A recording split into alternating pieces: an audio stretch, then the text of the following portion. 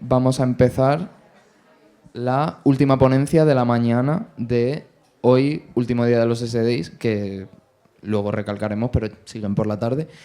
Y vamos a presentar, pues eso, nuestro último ponente, Marc Alessandri de Alessandri Studio, diseñador de moda, charla de moda, por fin.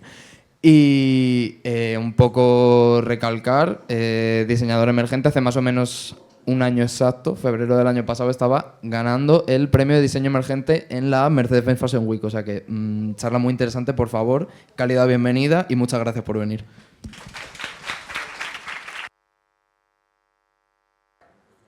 Bueno, buenos días a todos, todas y todes. Como bien has dicho, me llamo Marc y soy diseñador de moda. Y bueno, digo diseñador de moda un poco para reducir y acabar antes, ¿no? Pero la verdad es que también soy patronista, soy confeccionista. Y como diseñador emergente y autónomo, pues también me toca ser gestor, productor, servicio de mensajería, creador de contenido, aunque de esta última sinceramente me autodespediría porque se me da fatal, y mil millones de trabajos más, ¿no? Pero la conclusión es mucho más rápida y es que en definitiva hago ropa. Y digo esta conclusión de forma bastante consciente por dos principales motivos, ¿no? El primero porque creo que ya va siendo un poco necesario que desmitifiquemos un poco esta figura como del diseñador o del director creativo, ¿no? Y un poco del propio sistema y mundo de la moda. Creo que ya este tinte añejo que tenemos un poco de esta especie de superioridad moral y esta lucha de egos constante y esta búsqueda por una perfección inexistente no aporta nada positivo. Y quiero decir, sí que es cierto que tenemos la capacidad de hacer cosas más o menos bonitas y de vender fantasía, pero ni estamos salvando vidas ni estamos encontrando la cura para el cáncer, ¿no? Y con eso no quiero restarle importancia a nuestra disciplina, sino que creo que a nivel colectivo es importante que ya vayamos relativizando un poco, ¿no? Y el segundo motivo es un poco para quitarme presión de encima yo ahora mismo. Quiero decir, yo, gracias por querer tenerme hoy aquí. Espero que algo de lo que vaya a decir en este rato os pueda parecer interesante. Lo que no os parezca interesante tenéis total libertad de cogerlo y tirarlo a la basura si no cuadra con vuestra forma de pensar, vuestros objetivos o vuestra forma de trabajo. Pero al fin y al cabo yo vengo hoy a contaros un poco a través de mi propia experiencia, ¿no? El por qué y cómo formé mi propio estudio, como bien han dicho, hace cosa de un año, de la importancia y del camino de encontrar nuestra propia identidad como diseñadores y sobre todo de por qué en esta actualidad donde estamos inundados con pantallas y contenidos es muy importante saber que nuestro mayor valor no está ni en nuestro TikTok ni en nuestros Instagrams, sino que está precisamente en nuestras manos y en nuestro saber hacer, ¿no? Pero con esto, como ya he dicho, tampoco quiero sentar ningún tipo de cátedra ni tengo la verdad absoluta. Así que si en algún momento a alguien se le ocurre alguna pregunta, alguna duda o quiere hacer algún comentario de lo que yo diga o de algo que no tenga nada que ver, sentiros completamente libre, guardároslo para el final, porque me parece guay también aprovechar esto para compartir en ambas direcciones y no hacerme yo aquí un monólogo, ¿no? Y bueno, para poder hablaros de todo esto, me gustaría un poco contaros cuál ha sido mi recorrido hasta llegar al momento actual, ¿no? Y es que yo, cuando terminé el bachillerato, básicamente tenía que estudiar una carrera para que mis padres no me desheredaran, porque no estudiar para ellos era como una traición, y no tenía ni idea de qué estudiar, ¿no? En mi cabeza convivía la idea de estudiar teatro, danza, peluquería y maquillaje, bellas artes, filosofía, y sorpresa, me acabé metiendo en diseño gráfico. ¿Por qué? Nadie lo sabe. Pero supongo que era agosto, yo tenía que tomar una decisión, había que hacer una matrícula y allí me metí, ¿no? Me saqué el primer año buenamente como pude y siendo el peor de mi clase. Y no fue hasta inicios del segundo curso, en las vacaciones de Semana Santa, que me fui a Milán a visitar a una amiga mía del pueblo que estudiaba diseño de moda en la Marangoni y ya me enseñó un poco su universidad, en lo que estaba trabajando, la acompañé a comprar tejidos y materiales, ¿no? Y algo en mi cabeza ya como que despertó. Y cuando volví a mi realidad de intentar ser un diseñador gráfico completamente inepto, eh, empecé a fijarme ya mucho más en mis compañeras de moda, ¿no? En los proyectos que hacían, a preguntarles cosas, incluso a saltarme clases para quedarme con ellas en el taller y ver cómo trabajaban. Y ahí ya me di cuenta que ahí es donde quería y sobre todo donde creía que tenía que estar, ¿no? Así que convalidé asignaturas, me apunté sobre todo a clases particulares de patronaje y confección para ponerme al día y por fin empecé a estudiar diseño de moda, ¿no? Y a día de hoy, si echo un poco la vista para atrás y hago un poquito de recorrido vital, me doy cuenta de dos cosas, ¿no? La primera es que la moda como disciplina siempre me había acompañado de una forma casi innata o natural, ¿no? Desde pequeño había llenado páginas de libretas con bocetos, había estado haciendo bordados o punto de cruz con mi abuela, incluso haciéndole vestidos a mis muñecas, que bueno, no eran Barbies, eran Action Mans, pero supongo que lo de ser travesti pues también viene de nacimiento, ¿no? Pero era una disciplina de la cual no tenía absolutamente ningún referente hasta ese momento y por lo tanto nunca lo había visto como una posibilidad hasta que vi a mis compañeras, ¿no? Y luego también me doy cuenta de por qué me costó tanto decidir qué quería estudiar. Y es que al final todas esas otras disciplinas, como el teatro, la danza, el maquillaje, la peluquería, la filosofía y tal, por independientes se me quedaban como cojas, pero en cambio son las patas perfectas que sujetan como mi idea de la moda y lo que yo quiero hacer en ella, ¿no? Cuando terminé la carrera, la verdad es que tuve mucha suerte porque la que era mi profesora de patronaje empezó a trabajar como jefa de taller en Palomo Spain y decidió llevarme como su asistente. Y bueno, pasé de no saber qué estudiar, ¿no?, a acabar trabajando para el que durante mis años de carrera había sido mi referente desde que me encontré una foto de su primera colección, sobre todo a nivel nacional, ¿no? Y pasé de ser asistente a estar más de 3 años como diseñador, patronista y parte del equipo creativo y otros 2 años y medio más o menos como jefe del área de patronaje y también como jefe de algunos proyectos, sobre todo customs y novias, ¿no?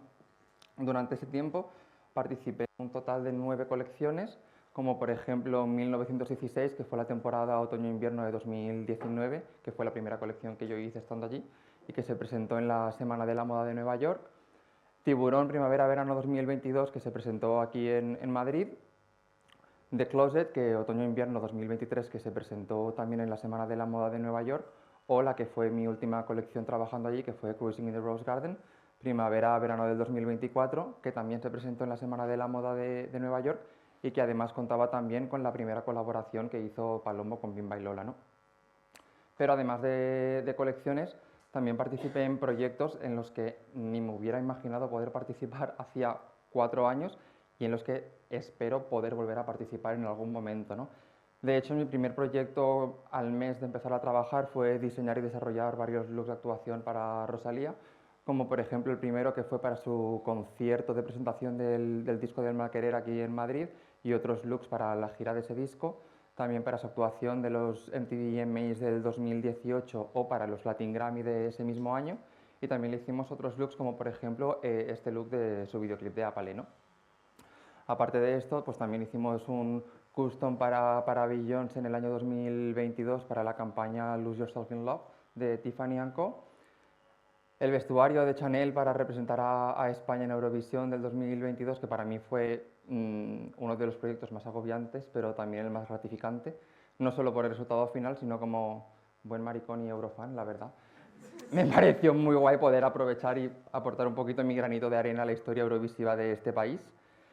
En el año 2023 vestimos al empresario noruego Gustav Magnar para la Met Gala, que era la que le rendía homenaje a Karl Lagerfeld, o mi último proyecto trabajando en Palomo, que fue vestir a los Javis para la gala de los premios Goya del 2024, tanto para la alfombra roja como para la presentación de la gala, ¿no? Y después de estos casi 6 años, que yo siempre digo que para mí fueron como sacarme otra carrera o 5 o 6 másters, es verdad que llegué a un punto de sentirme un poco como estancado, ¿no? Al final, después de tanto tiempo trabajando y desarrollando ideas dentro de un universo que a lo mejor puede tener cosas en común, pero que no es mío propio y que me es ajeno, sentí un poco que mi propia creatividad personal estaba un poco como quedándose apagada, por decirlo de alguna forma, ¿no? Así que decidí tomar la decisión de dejar el trabajo que para mí había sido mi mayor meta que podía conseguir en mi carrera profesional.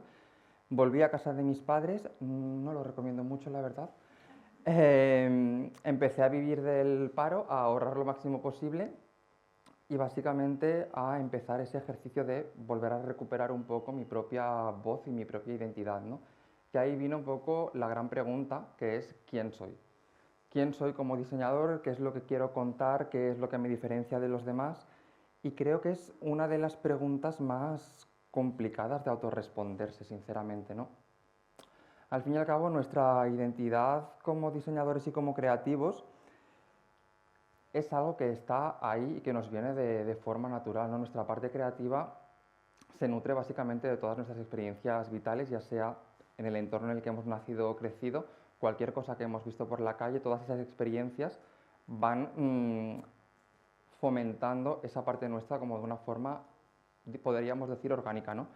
Pero es cierto que también en esta actualidad en la que estamos inundados completamente de contenido, donde todo está absolutamente inventado, donde podemos tener 50 millones de referentes, donde tenemos un sistema que también nos acribilla a tendencias absurdas que no son más que una invención capitalista para seguir vendiendo y consumiendo, todo esto puede provocar que nuestra búsqueda de nuestra propia identidad y nuestro camino hacia la identidad más pura, ¿no?, por decirlo de alguna forma, se vea ensuciado y sea como mucho más complicado llegar a ese origen, ¿no?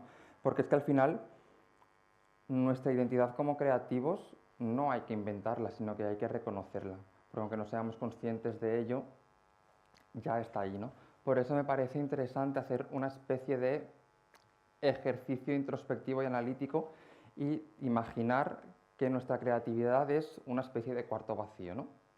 Es muy fácil que cuando pensamos en un cuarto vacío, lo primero que nos venga a la mente sea de qué color pintar las paredes, qué muebles poner o qué cuadros colgar, ¿no? Pero es muy complicado poder tomar estas decisiones y que todo funcione correctamente si no tenemos ni idea de qué dimensiones tiene ese cuarto, de qué paredes son estructurales o cuáles son de pladur, o dónde están las puertas y las ventanas, ¿no? Por eso creo que es necesario primero vaciar todo eso y sentar los cimientos de lo que sería nuestro cuarto de creatividad, ¿no?, por decirlo de alguna forma, y ya toda esa decoración, que no deja de ser toda nuestra parte más meramente estética, ya la pondremos una vez tengamos claro cómo es nuestro cuarto, ¿no? Porque al final esa decoración, esa parte estética, varía muchísimo durante los años o dependiendo de los proyectos que estamos trabajando, pero es necesario saber desde qué espacio la trabajamos, ¿no? Porque al final si solo creamos desde la mera estética, que me parece muy guay y puede funcionar en ciertos momentos,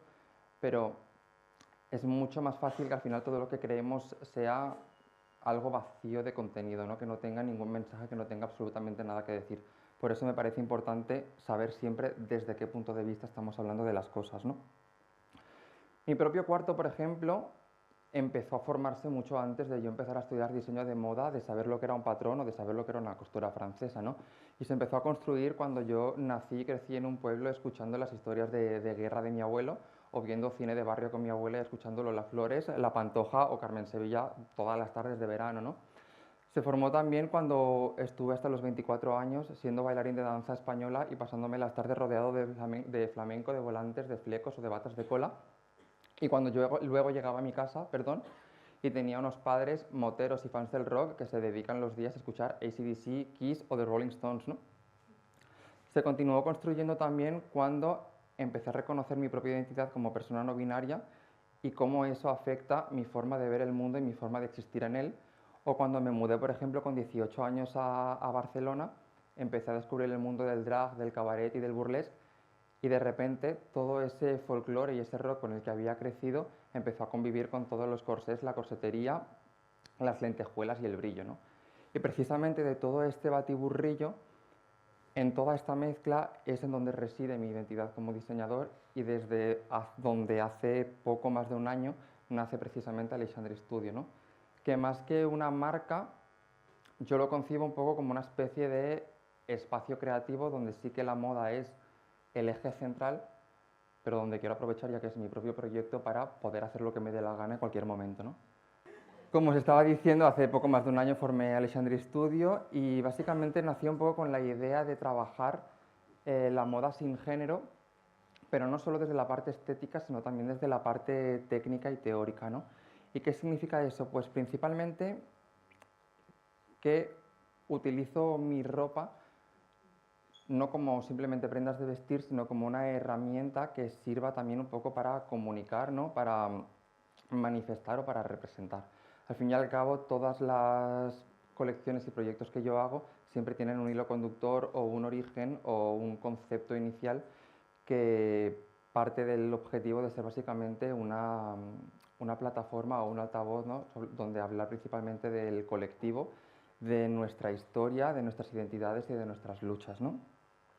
Y al final, para mí diseñar no deja de ser un acto político en donde cada referencia, cada tejido, cada decisión, perdón, cuenta una historia, ¿no? Y me parece que tenemos la oportunidad y que deberíamos aprovecharla de utilizar lo que hacemos, no simplemente para hacer cosas bonitas como he dicho antes, sino para utilizarlo un poco como herramienta comunicativa o incluso política, ¿no? Al final creo que es necesario que utilicemos nuestro talento, por decirlo de alguna forma, no solo para hacer una moda, un arte o un diseño que sea estético, sino también que sea ético, que sea honesto y que en cierto modo esté vivo, ¿no?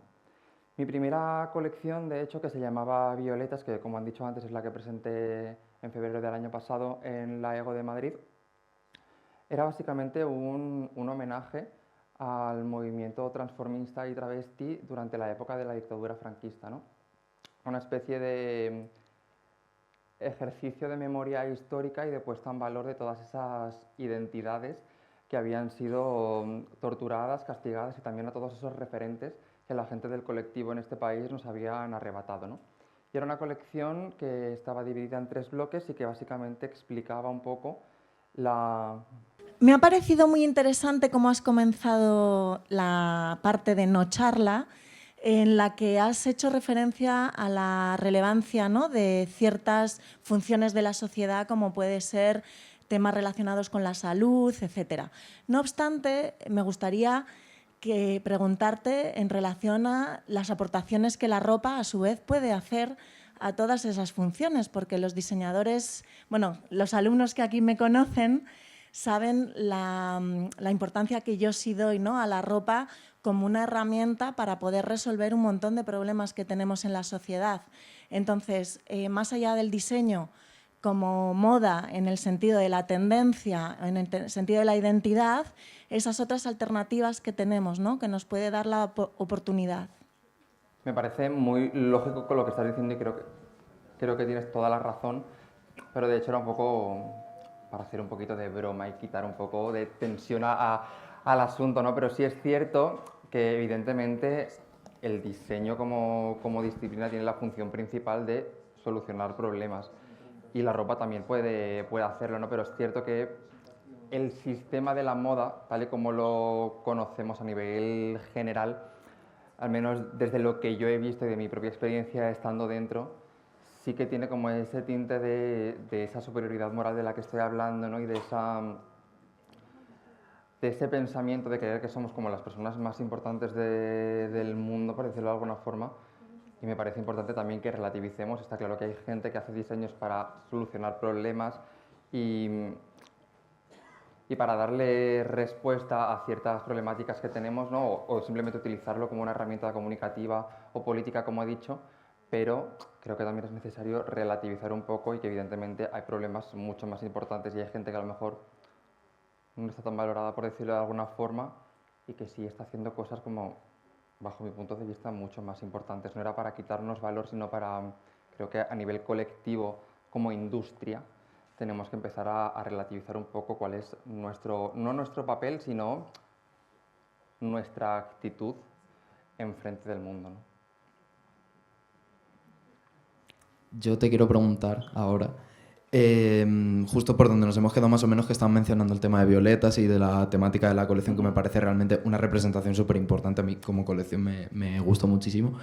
¿Cómo asumes tú como la carga y el peso de querer abordar un tema así tan importante y que está como tan poco representado en la cultura del país realmente?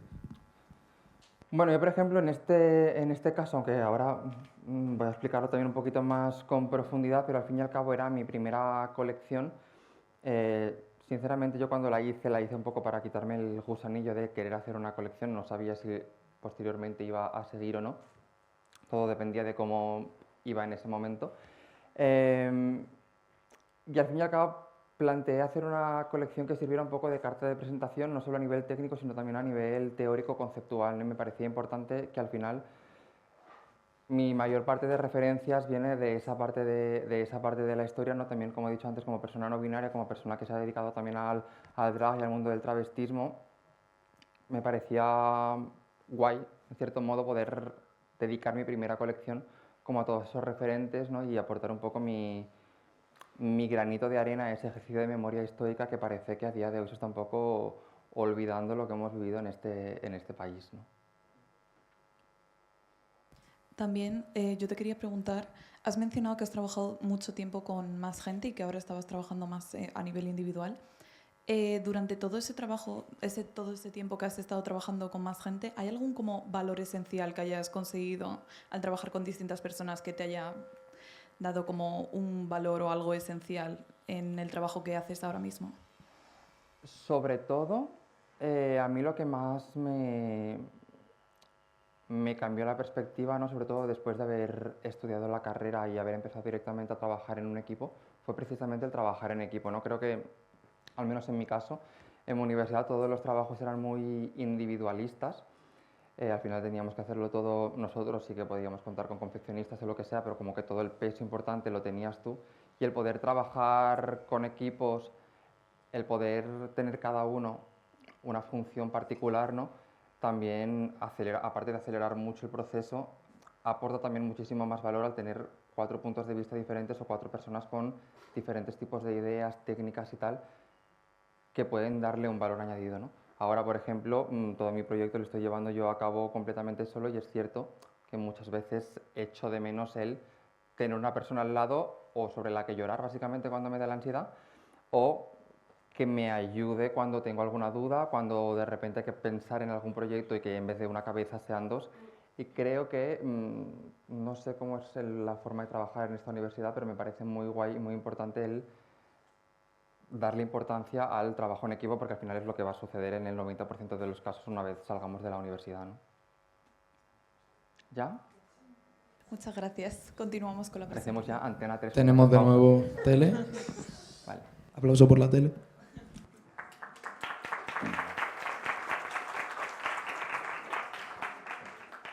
Bueno, como os estaba diciendo, la colección Violetas era básicamente una representación, ¿no? de una redada policial en un local de ambiente clandestino de la época. Se dividía en 3 bloques. El primero, que era básicamente la llegada de los grises, es decir, la policía del régimen, en donde se trabajó la reconstrucción y reimaginación de los códigos militares y de los uniformes policiales de la época. El segundo bloque, que representaba un poco como el caos y la violencia vivida por las travestis en ese momento, donde se intentan quitar su ropa de espectáculo, poner su ropa de calle, por eso también todas llevan con las wig caps y con el maquillaje un poco corrido, ¿no? Y donde vemos ya un poco más mezcla de códigos comúnmente conocidos como masculinos y femeninos, prendas visualmente mal puestas o incluso rotas. Y por último, el tercer bloque, que era un poco la representación de las travestis en su máximo esplendor, ¿no? Y un poco esa idea de la luz al final del túnel y de que por mucho que hayan querido ocultarnos o nos hayan querido un poco eliminar del mapa, seguimos presentes, seguimos existiendo, seguimos ocupando escenarios y seguimos acaparando focos, ¿no?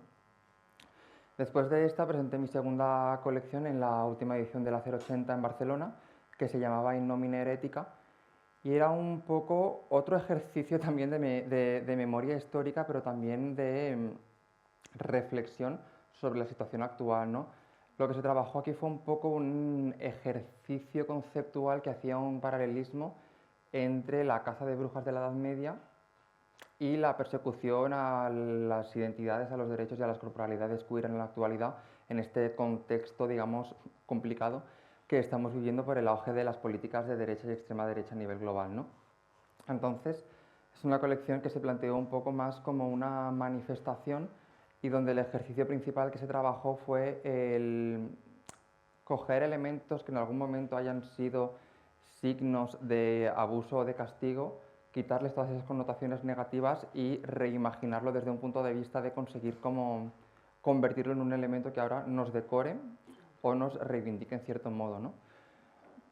Por ejemplo, tendríamos esta minifalda con el lema Make Fascist Afraid Again, que evidentemente hace referencia directa a las gorras del movimiento MAGA de Estados Unidos, o esa cazadora con la frase Hogwarts is no longer a safe place, que es una frase literal de los libros de la saga de Harry Potter cuando Voldemort ataca el castillo, pero que traducida a la actualidad y a este contexto habla un poco de esa voluntad de quitarnos y arrebatarnos los espacios seguros, ¿no? Al final, mucha gente del colectivo y de mi generación hemos crecido sintiendo esa saga de libros un poco como un espacio seguro y un espacio de identificación con esas historias de brujos y de brujas y hechiceros que no eran comprendidos en la sociedad, ¿no? En que tenían en Hogwarts como pues su espacio seguro, básicamente, y que ahora nos estamos viendo cómo nos arrebatan, por decirlo de alguna forma, esta especie de... ¡Epa! Esta especie de lugar seguro hipotético con las declaraciones básicamente de la autora de esta saga y que no deja de ser otro acto de violencia o exclusión, ¿no? Pero aparte de esto que hacía referencia en momentos más actuales, como he dicho, esta colección también tomaba como referencia o como punto de inicio la caza de brujas de la Edad Media y también había referencias a elementos de castigo o de tortura de la época, como por ejemplo el San Benito, que era esta túnica blanca con la cruz roja, que era un símbolo básicamente para identificar a toda esa gente que estaba condenada por herejía y un poco un elemento que servía para señalizarlos y ridiculizarlos en sociedad, ¿no?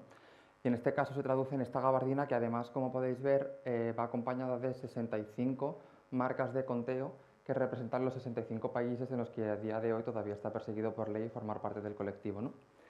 Y por otro lado tendríamos la Dama de Hierro, que, perdón si hay alguien un poco delicado aquí, pero era básicamente una jaula metálica con pinchos interiores en los que encerraban a las personas que estaban castigadas, les clavaban esos pinchos y básicamente pues las dejaban ahí dentro morir hasta que se desangraban, ¿no?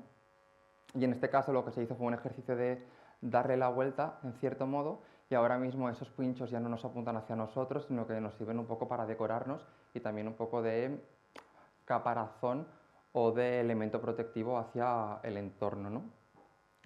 Y todo este ejercicio de reapropiación y de elementos que se utilizan para castigar es algo que realmente la gente del colectivo llevamos haciendo desde hace mucho tiempo con nuestras propias existencias, ¿no? Al final, si yo, por ejemplo, me llamo maricón a mí mismo y me identifico con esta palabra, te quito a ti el poder de que puedas utilizarla para ofenderme, para ridiculizarme, ¿no?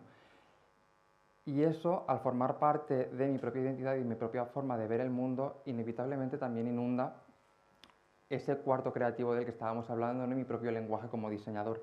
Y es por eso que este ejercicio no se ve solo en esta colección, sino que, por ejemplo, si vamos otra vez a la primera Violetas, vemos como, por ejemplo, la banda y el cordón de la victoria, que era un elemento que los militares franquistas utilizaban en sus uniformes de gala para conmemorar la victoria de su bando en la Guerra Civil Española, se convierte ahora mismo, por un lado, en esta especie de boa en la que además llevaba una inscripción hecha con cristales, donde se podía leer Mis Islas Canarias en 1936, que, según las malas lenguas, no se sabe con un 100% de verdad, yo decido creer en la fantasía, es un mote con el que los compañeros del servicio militar, justo antes del golpe de Estado, se referían a Franco y lo utilizaban un poco como para ridiculizarle, más que nada por su altura, por su voz fina, ¿no? Vamos a decirlo así, y por sus actitudes, podríamos decir, amaneradas, que las veían como poco características de un líder militar, ¿no? Y este mismo elemento también se traduce en esa especie de, bueno, en ese top, que es una de mis piezas favoritas y me da mucha rabia que esté perdida por el mundo por culpa de Correos Express, pero bueno. Y básicamente aquí la idea era un poco que la propia travesti no había cogido ya todas esas bandas y esos cordones que a día de hoy no sirven para nada y se ha hecho pues básicamente un top divino, ¿no? Pero como os decía antes, en Alexandria Studio no solo trabajo toda esta filosofía desde la parte estética y conceptual, sino también desde la parte técnica. Y esto significa que toda esta forma de pensar se traslada también a nuestra forma de trabajar el patronaje, la confección y el diseño de las prendas para poder conseguir prendas que puedan vestir diversas tipologías de cuerpos independientemente de las identidades o de la expresión de género que estos acompañen, ¿no? Lo que significa pues, tener en cuenta los cortes, las volumetrías, sistemas de adaptación, etcétera, que nos permitan que una misma prenda, sin verse realmente afectada, pueda funcionar en un cuerpo con pechos, en un cuerpo sin pechos, en cuerpos con diferentes genitales o con complexiones diversas, ¿no? Y eso llevado un poco a nivel un poquito más técnico, si seguimos hablando de ese mismo top, vemos que es una pieza un poquito más estructural que tiene un punto de anclaje clave en el hombro y que se trabajó un poco por planos y de una forma un poco más arquitectónica, podríamos decir. No sé si hay algún arquitecto en la sala, espero que no, porque no tengo ni idea de arquitectura, pero no se me ha ocurrido otra palabra para definirlo mejor, ¿no? Y al final pues, lo que hicimos fue trabajarlo un poco por planos. Si nos fijamos en el plano delantero de la prenda, tenemos un punto de apoyo en el cuerpo, que sería la parte superior, por encima del pecho y por debajo de la clavícula. Y a partir de ahí, la propia estructura de la prenda se separa, creando una especie de vacío que nos permite que haya espacio en caso de que una persona con pechos lleve esta prenda, pero que se sujeta por sí sola sin necesitar un pecho en caso de que pues, no lo haya, ¿no? Y en la parte de la espalda, en cambio, este sistema cambia y la parte que ahora se apoya es la parte inferior, que nos permite dos cosas principales. La primera es sujetar el volumen de la parte delantera y la segunda es poder abrir toda la parte superior. ¿Por qué? Porque con eso conseguimos también que la prenda se pueda adaptar un poco mejor y cubrir la diferencia de ancho de hombros o ancho de espalda que suele haber en diferentes tipologías de cuerpos, sobre todo cuerpos biológicamente masculinos o biológicamente femeninos, ¿no? Por este mismo motivo, también todo un lateral de la pieza quedaba completamente descubierto, es decir, no hay nada que pase por debajo de esa axila y que cierre la pieza por completo en su contorno, lo que nos permite que tenga un poquito más de movilidad a la hora de adaptarse a un cuerpo, pero eso también tenía un problema y es la estabilidad. Al final, tener un lateral completamente descubierto y todo el peso de la prenda, digamos, hacia un mismo lateral, hacía que la pieza encima del cuerpo se moviera y no quedara fija como queríamos. No por eso podemos ver encima de la pieza todas estas otras cintas que, aparte de ser un elemento estético y de diseño, evidentemente, tienen la función principal de aportar peso en esa zona para estabilizar un poco la pieza y que se quede en su sitio, ¿no? Y así poder cubrir todas esas necesidades que tenemos bajo Alexandri Studio. Otro de los elementos característicos de mi lenguaje como diseñador, que yo ya no sé si es un fetiche o mi alma de travesti, pero es la corsetería, que me fascina a todos los niveles. Y aparte, tiene un punto muy positivo en mi forma de trabajar, y es que la corsetería me permite que no sea la propia prenda la que se adapte al cuerpo, sino poder crear una especie de nueva silueta sobre la que trabajar y desarrollar, ¿no? Evidentemente, dentro de unos límites, hay unos huesos, unos órganos y esas cosas, pero sí que podemos adaptar, reducir cinturas, etcétera, y no adaptar la prenda al cuerpo, sino en cierto modo adaptar el cuerpo a la prenda, ¿no? Y además, el propio sistema de ajuste y de cierre que tiene la corsetería por sí sola nos permite que sea mucho más fácil de adaptar, de apretar en partes que sean necesarias y soltar en partes que no lo sean. El principal problema que tenemos con esto es básicamente la zona del pecho y su volumetría, ¿no? Por eso, como podéis ver, normalmente suelo trabajar con corsés que sean underbust, es decir, que lleguen por debajo de la zona del volumen del pecho, y así esa zona queda completamente liberada de ajuste. Pero siempre hay excepciones dependiendo del proyecto o la colección que estemos trabajando, ¿no? En estos casos, por ejemplo, veréis que los corsés llevan copa, pero no es una decisión técnica, por decirlo de alguna forma, para cubrir un pecho, sino es más bien una decisión conceptual. Y es que al final, en una colección que precisamente hablaba de travestismo y mostraba ese proceso de a medio montar, ¿no? Era inevitable no hacer referencia directa a todas esas corseterías, paddings y rellenos que las propias travestis utilizan para modificar sus cuerpos y vender un poco su fantasía, ¿no? ¿Y cómo llegamos a todas estas conclusiones? Pues la respuesta es muy fácil y es echando muchas horas de taller y mucha prueba y error, ¿no? Hay una frase muy conocida de Rick Owens que a mí me gusta un poco llevarla por bandera, donde dice que no tenemos que dedicarnos a hacer bocetos o collage, porque al final es algo que puede hacer todo el mundo, sino que tenemos que aprender a hacer prendas. Y es que no sé cuál será un poco lo que se mueve en esta sala, pero cuando he ido a otras universidades, he dado alguna clase o he trabajado con gente de prácticas, cada vez me he dado cuenta que hay más gente que tiene la idea de ser director creativo o diseñador jefe y toda la fantasía un poco irreal en cierto modo que ese mote acompaña, y que me dicen que odian el patronaje, odian la confección, odian pasar horas en el taller y si pudieran no entrarían. Ya veo algunas caras por ahí un poco curiosas, ¿eh? Y es algo que sinceramente a mí me entristece y un poco me cabrea a partes iguales, ¿no? Porque al final tenemos que saber cómo se construye una prenda, es nuestra forma de trabajar, ¿no? Quiero decir, Perdón, que me quedaba en blanco. Ah.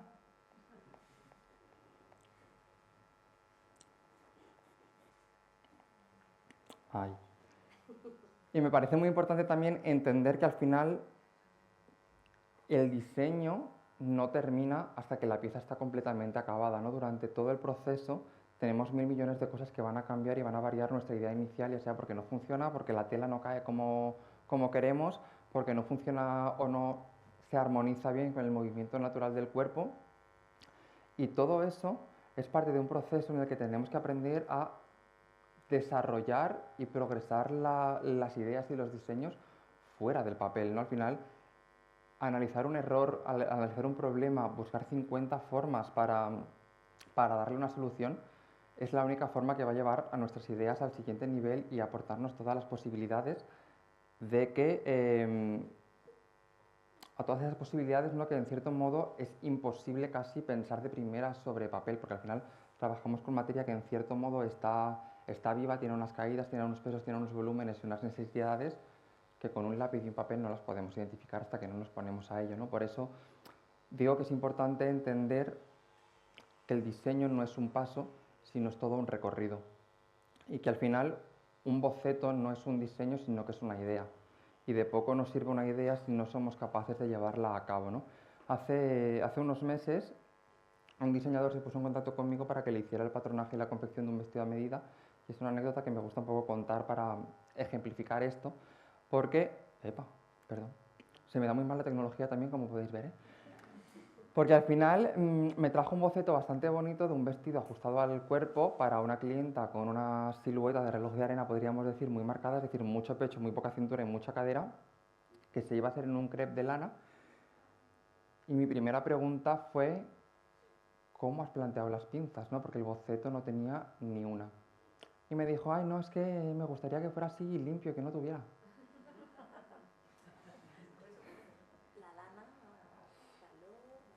Hasta cierto punto, quiero decir, al final creo que si eres diseñador, esa no puede ser tu respuesta.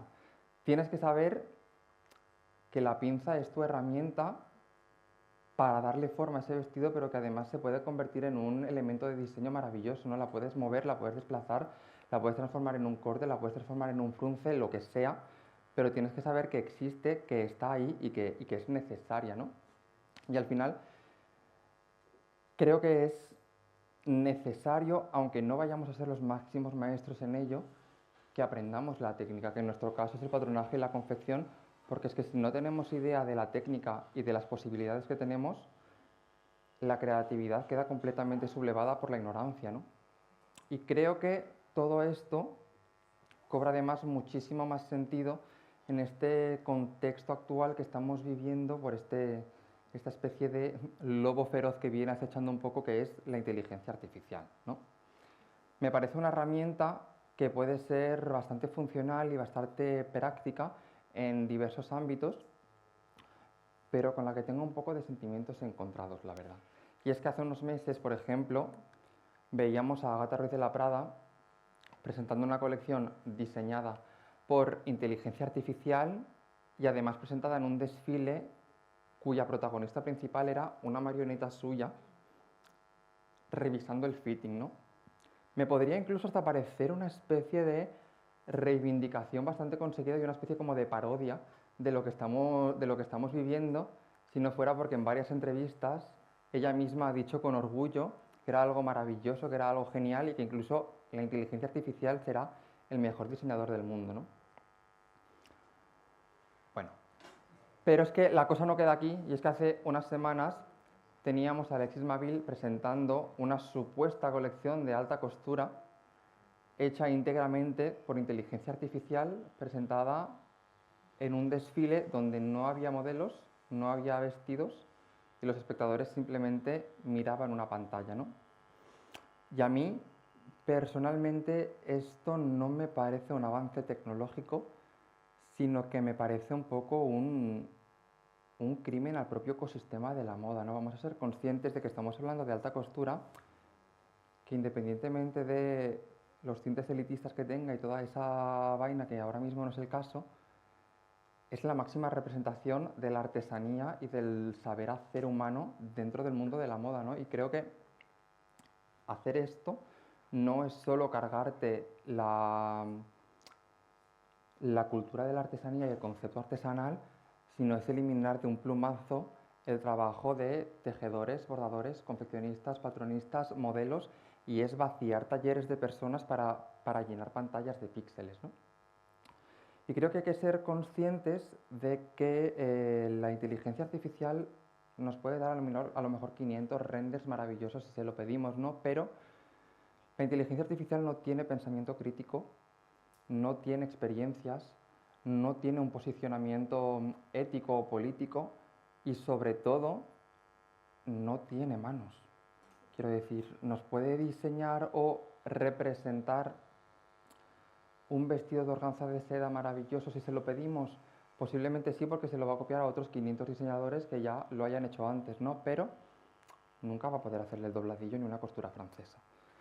Por eso creo que en este contexto es mucho más importante que nunca volver a ese cuarto del que estábamos hablando al principio, ¿no?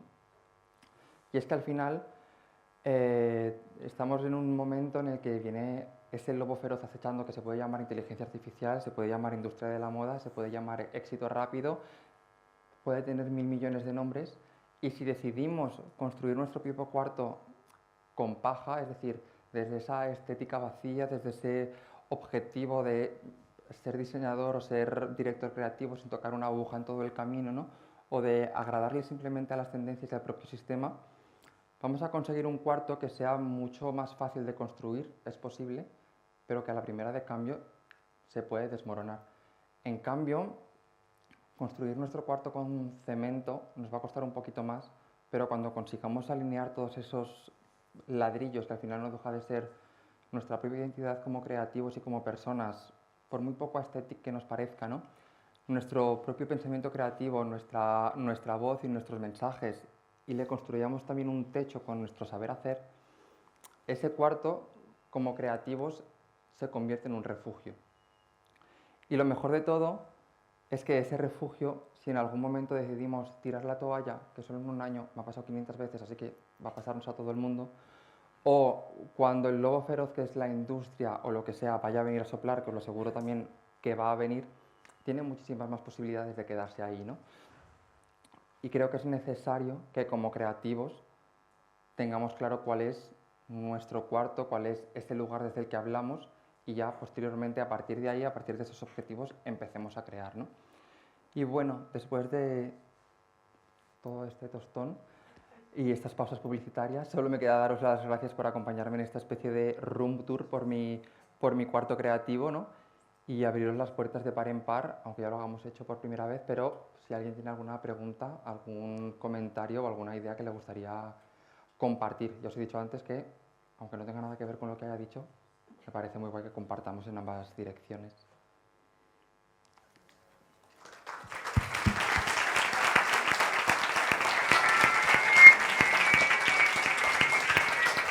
Hola.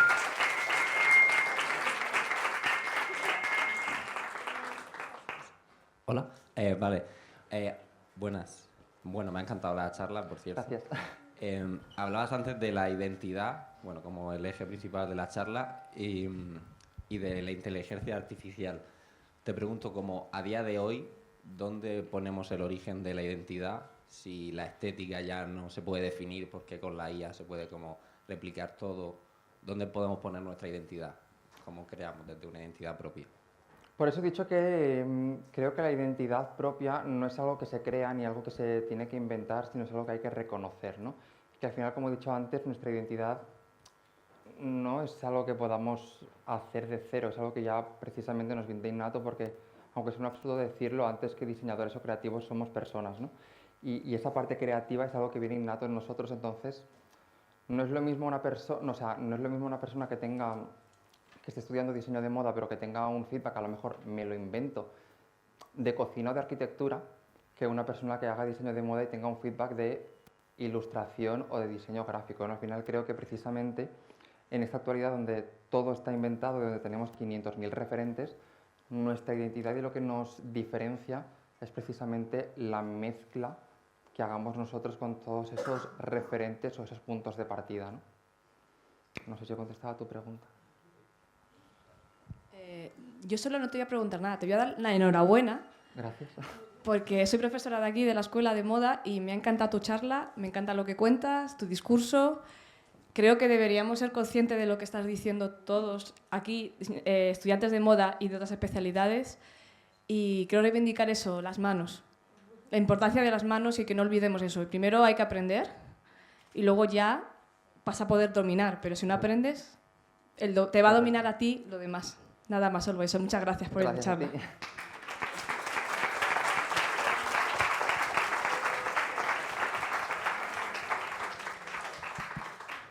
Hola.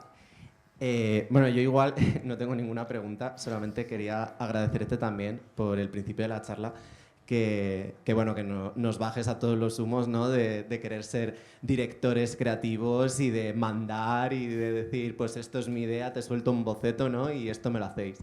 Gracias por eso y también un poco de llevarlo a reivindicar un poco el diseño anónimo, ¿no? Entre comillas, porque creo que es muy importante que al final los diseños que más nos impactan, sobre todo en nuestra vida diaria, son precisamente los que se desconoce el autor o hay un equipo detrás de personas que nadie sabe, nadie conoce y creo que precisamente eso es como lo más importante y gracias por reivindicar un poco eso y por bajarnos los humos también. Tampoco quiero como cortarle las alas a nadie, ¿no? Al final está muy igual que todos queramos ser Daniel Rosberry, pero para poder llegar ahí, poder hacer esas cosas, hay que hacer muchos pasos anteriores, ¿no? Por eso también un consejito así que no nadie me lo ha pedido, pero bueno, aconsejaría mucho que si alguien quiere cuando salga de la universidad o tal montarse su propio proyecto, muy guay, todo perfecto, pero mi consejo principal sería esperaros un poco. Y primero intentar trabajar para otra gente, trabajar en otros talleres, porque al final os va a enseñar cómo hacer las cosas y también en muchos casos cómo no hay que hacerlas. Y creo que es importante tener esa experiencia, ese trabajo en equipo, ese ver cómo otros trabajan y cómo otros hacen las cosas para aprender, para saber cómo funcionan las cosas y también para tener claro qué es lo que queréis hacer y qué es lo que no, ¿no?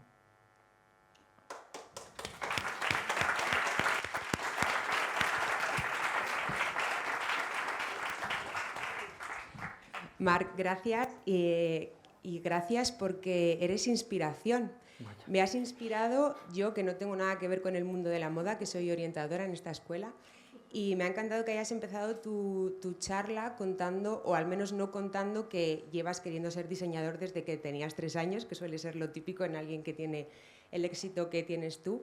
Y cómo has enfocado, ¿no? Todo hacia la búsqueda de la identidad y la importancia de encontrarla.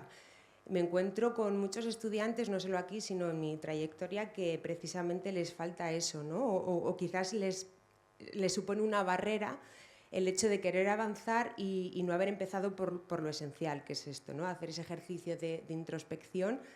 Y tu historia es incluso totalmente excepcional porque como que ha habido primero una parte de éxito total y luego ha habido una regresión. Y se me ha quedado corta esa parte, ¿no? Me hubiera encantado saber más de ti en ese aspecto de cómo superas esa fase, ¿no? A nivel emocional, cómo decides volver atrás, volver a casa de tus padres, vivir del paro y bueno, no hay tiempo y lo entiendo, pero me encantaría saber todo eso, ¿no? Esa superación y sobre todo cómo has conseguido esa parte de introspectiva de llegar a conocerte. Me gustaría también poder decir cómo se supera todo esto, pero es que ni yo lo sé, la verdad. Supongo que con mucha terapia, que también es complicada, porque al final ser diseñador emergente en los primeros años, al menos bajo mi experiencia, puede parecer muy bonito desde fuera, pero es bastante precario. Es lo que os he dicho, al final decidí vivir del paro, empezar a ahorrar, empezar a pagar para poder empezar a trabajar como autónomo sin tener beneficios todavía.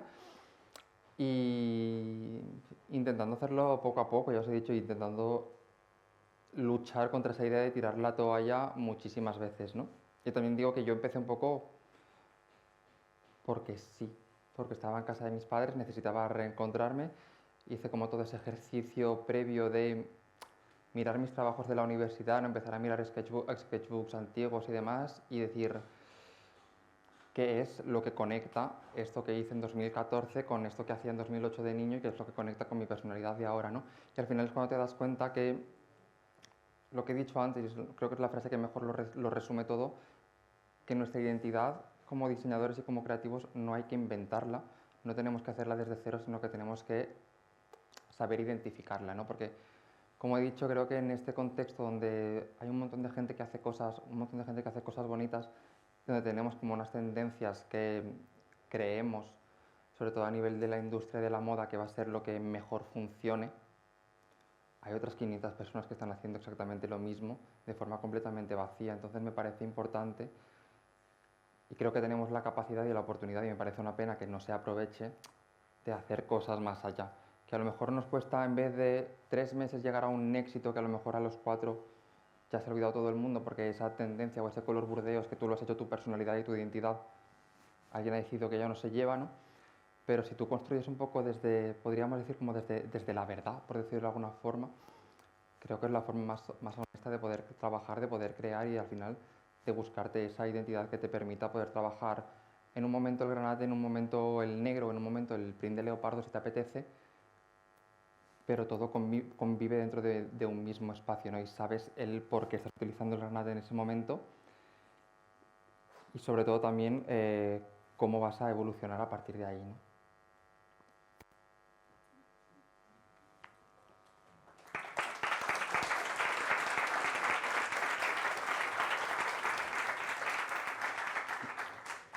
¿Alguna Hola, bueno, yo te quería preguntar, es curiosidad personal puramente, pero siento que como que todo lo que has expuesto durante la presentación, como el top este que se amolda como a todos los cuerpos, un poco, siento que hay como una dinámica de diversidad, de ponerla en valor y demás.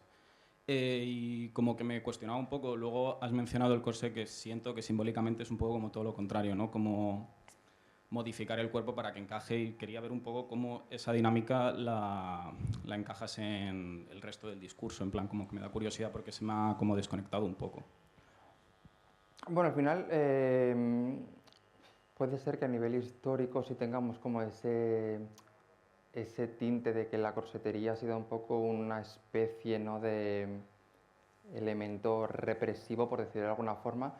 También te digo, si todo lo tuviéramos que mirar hasta cierto modo desde este punto de vista, a lo mejor no haríamos absolutamente nada a día de hoy y, por ejemplo, a lo mejor todas las mujeres que llevan aquí hoy pantalones, o más bien dicho faldas, también habría que darle una vuelta de pensamiento, ¿no? Creo que al final lo importante es poder aprovechar esas herramientas, porque al final, como os he dicho, para mí la corsetería, no sé si es un fetiche, que es algo que me fascina, me lleva fascinando desde hace un montón de años, y sobre todo me fascinó porque yo empecé a verlo en el drag, en el burlesque, en esa especie de contexto de espectáculo y de fantasía, donde más que un elemento represivo que viene con esa connotación histórica, ¿no?, es incluso un elemento liberador y de confianza y un poco de empoderamiento en cierto punto, ¿no? Entonces creo que es un poco no lo que trabajas, sino de la forma en la que lo trabajas.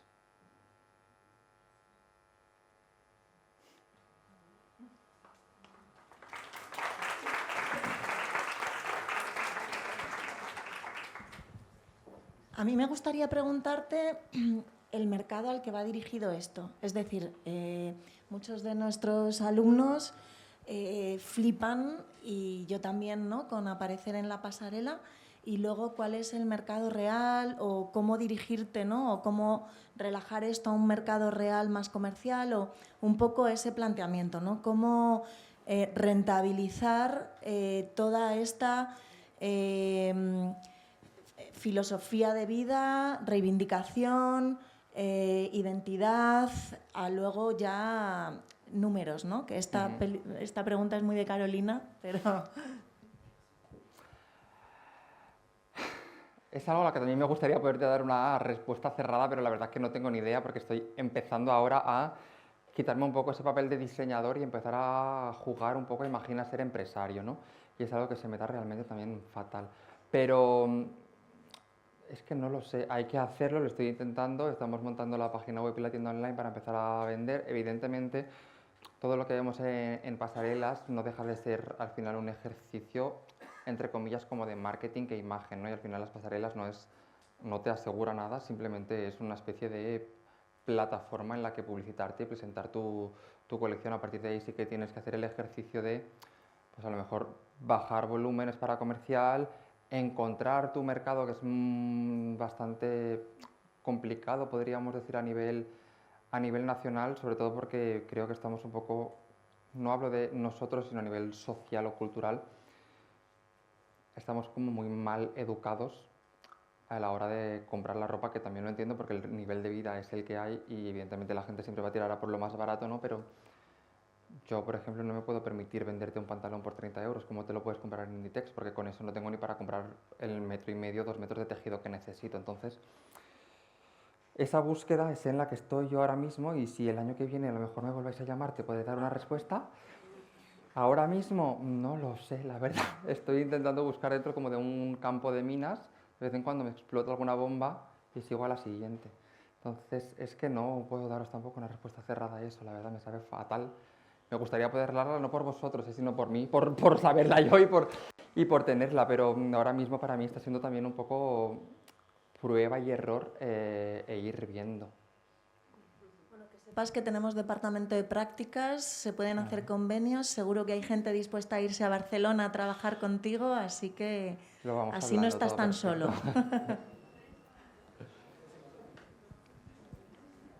Hola. Hola, ¿qué tal? A ver, lo primero, enhorabuena. Gracias sobre todo por lo de recuperar la artesanía. Creo que es esencial no solo en moda, es esencial en producto, en gráfico, en ilustración. Mi pregunta va, a ver si vas a articular. Hablas de definir o identificar la identidad o de clarificar cómo sería un diseño concreto, estéticamente.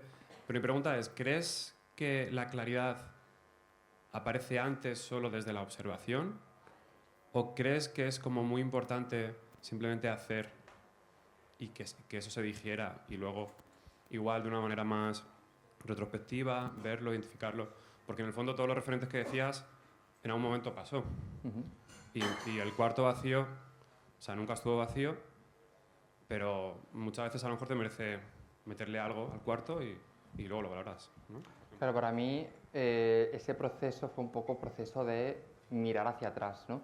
Y no de empezar con un cuarto vacío, sino de empezar por vaciarlo, por decirlo de alguna forma. Es lo que he dicho antes, que al final, cuando me preguntaba él quién era, qué quería hacer y qué quería contar, era una época en la que estaba un poco perdido a nivel profesional, personal y en todos los sentidos. Gracias desde aquí a Belén, que es mi psicóloga. Y al final, básicamente, lo que hice fue precisamente como echar la vista atrás, ¿no? Mirar proyectos pasados, mirar los proyectos que trabajé, por ejemplo, en la universidad, que creo que es el momento en el que creativamente más libre he sido, porque no tenía que pensar en absolutamente nada, ni en números, porque por buena o mala suerte me lo pagaban mis padres, porque no tenía que venderlo y porque podía hacer lo que me daba la gana. Entonces, en ese momento como de menos libertad, sí creo que en mi caso personal fue en el caso donde más expresión o uso de esa identidad, que aunque en ese momento no fuera consciente de que era esa, estaba ahí, ¿no? Por eso creo que más que empezar con un cuarto vacío, hay que vaciar un poco ese cuarto donde ya va a haber cosas, evidentemente, pero hacer un poco ese recorrido de ver qué cosas se van, podríamos decir, repitiendo, ¿no? O qué cosas en nuestro día o en nuestra vida en general nos sirven como referentes máximos y podemos empezar a trabajar a partir de ahí.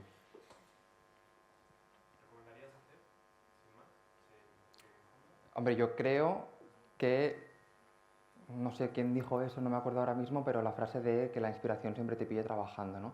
Y eso va en todos los campos. Al final, si yo, por ejemplo, no hubiera tenido 5 sketchbooks llenos de ideas que ahí se han quedado y que no han servido para nada, pero que me han servido ahora para mirar hacia atrás, ver qué cosas me gustaban, incluso recuperar algunas, creo que nunca había podido llegar al momento de hoy. Incluso hay cosas de las colecciones que he presentado que salen de ideas de sketchbooks que hice hace 5 años y que en un momento se me pasó por la cabeza, lo plasmé ahí sin ningún objetivo, simplemente para sacarlo de aquí, y ahí se ha quedado. Por eso recomiendo mucho también una libretita a todas las partes que vayáis, y si mis amigos que son profesores se pueden poner a hablar de los problemas que tienen con el alumno, pues que a ti tampoco te miren mal por coger una libreta y plasmar en 5 minutos una idea que te ha venido, ¿no? Que a lo mejor en ese momento no te sirve para nada, pero 5 años más tarde estás revisando y dices, hostia, estoy trabajando ahora mismo en un proyecto o en una colección que me podría funcionar, ¿no? De hecho, la colección que estoy planteando ya para este año,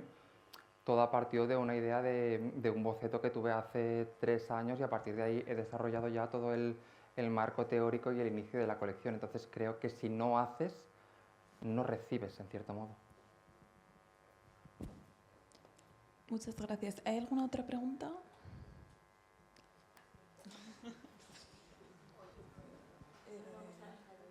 Bueno, si lo podéis pasar. Yo te quería preguntar, que creo que no has dicho dónde estudiaste la carrera al final. Estudié en Barcelona, en una universidad llamada BAU, que es una universidad de diseño, y ahora han empezado también a hacer Bellas Artes.